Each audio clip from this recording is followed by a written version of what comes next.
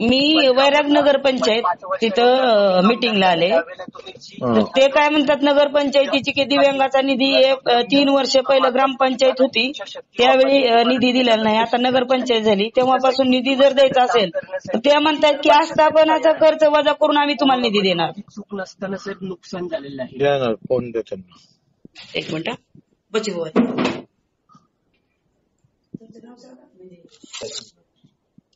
हा सर नमस्ते सर कोल्हे बोलतोय वैरागची. काय होतंय कायदा असा आहे 2016चा अपंग कायदा आहे. त्यानंतर शासन निर्णय आहे 5% निधी हा एकूण उत्पन्नातून खर्च केला पाहिजे. Yes sir yes sir. आणि आता तुम्ही कारण सांगून चालणार नाही ना साहेब. सर आता 2 GR होतं सर. आर्थिक म्हणजे सामाजिक दुर्बल घटक आणि महिला व बालकल्याण दोन्हीमध्ये आस्थापना खर्चाचा उल्लेख होता सर. दिव्यांगचा नाही सापडलेला आम्हाला. ते पण शासन निर्णय तुम्हाला दिव्यांगाचा देतो. जी सर जी सर.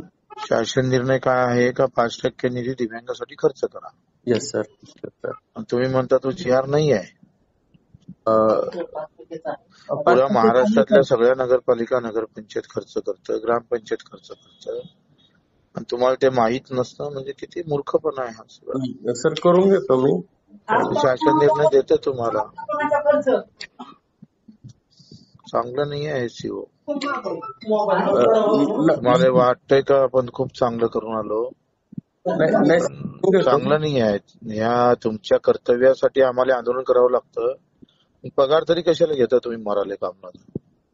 कर्तव्य आहे नाही तुमचं. नाही सर आपण तुम्ही तुमचं कर्तव्य पार पाडत नाही ना आम्हाला आंदोलन करावं लागतं. वाटली नाही पाहिजे का लाज काही. हा वाटायला नको. नाही सर करून घेतो. कमाल आहे.